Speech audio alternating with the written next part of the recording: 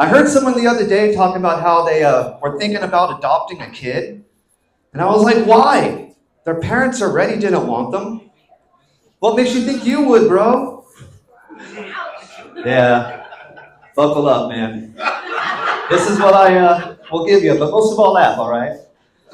But Cameron, what about the kids whose parents may have died? Listen, all right, I'm just saying, God's given us some pretty clear signals He doesn't want them to have parents, all right? Some people are meant to struggle. That's life. So, I've been seeing some titties on Instagram lately. Anyone else?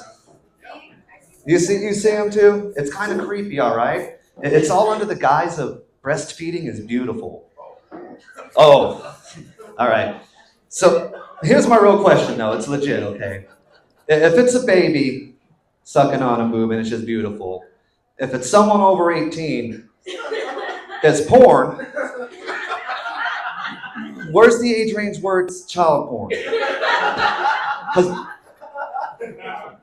I know that it looks like I walk into the barbershop and say, hey, give me the Jared from Subway.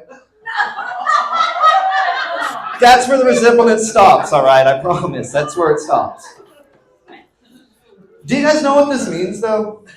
It means that some poor boy is going to be like 12 or 13, and they're going to see their first boob on Instagram. That's not fair.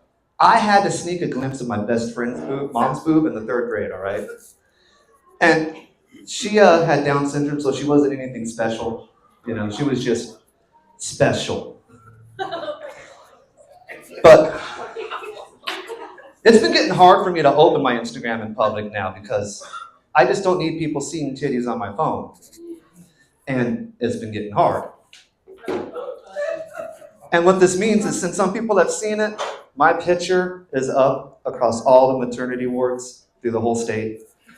So I can't go see the happy babies anymore.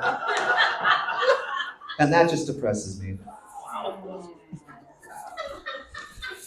Anyway, I have 3 kids, so I'm not really good at this, but I'm going to try to pull out of that joke, all right? We'll just move right on. Are you guys familiar with that Google AI circle and search? It's this new feature, so if you're online, if you see like a lamp you might like, you can circle it and Google's going to bring up similar lamps for you to buy. Yeah, what?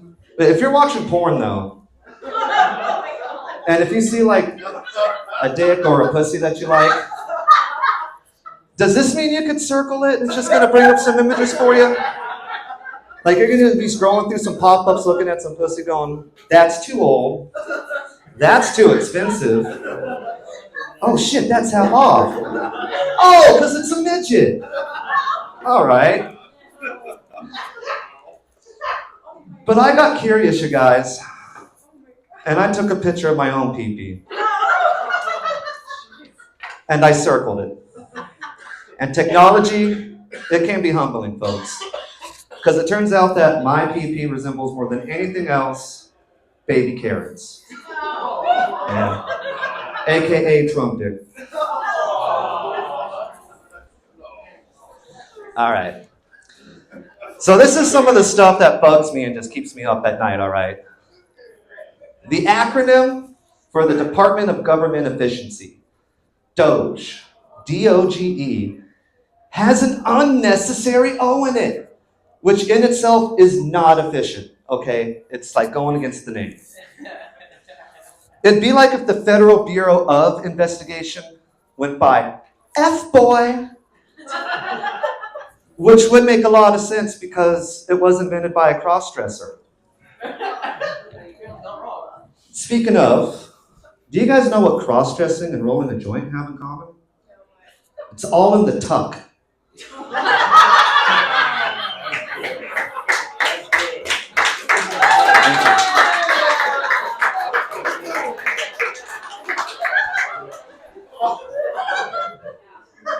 People have asked me, Cameron, were you rolling a joint when you wrote that joke? I was. And I was cross-dressing, okay? I want to give you guys a visual. It's kind of hard in pants, so please use your imaginations, okay? Think Silence of the Lambs.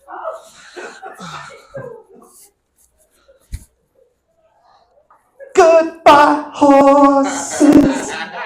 I'm flying. Wait, none of y'all have a happy dance when you're rolling a joint? Y'all need to get some better weed, all right? All right. So, they say wisdom comes with age, but men come whenever we want.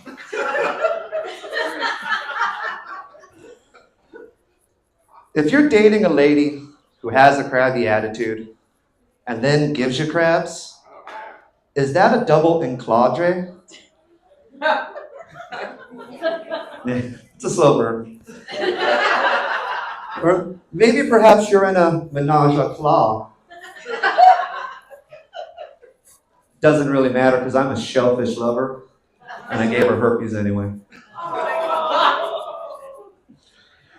So I've heard this quite a bit, this line quite a bit growing up, all right? Black don't crack.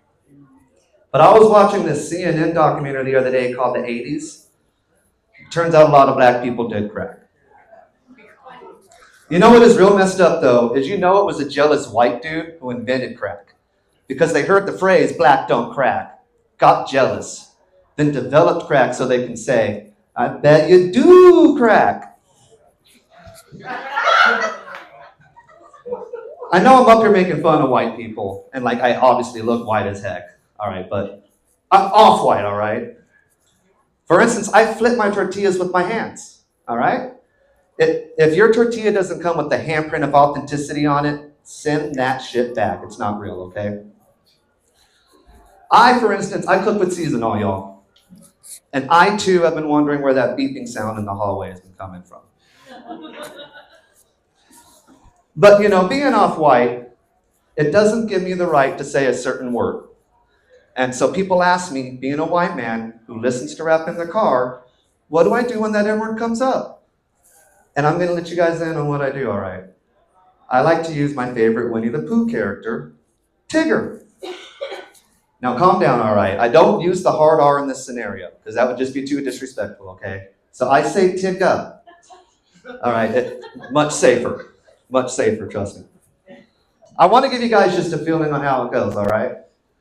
It's all right, I'm the one who'll get in trouble, okay? I always said I'm gonna motherfucking ride for my Tiggers. Most likely I'm gonna die with my finger on the trigger. I'm grinding outside every day with my Tiggers. And I ain't going in unless it's with my Tiggers. My Tigger, my Tigger, my motherfucking Tiggers. Do you guys feel that though?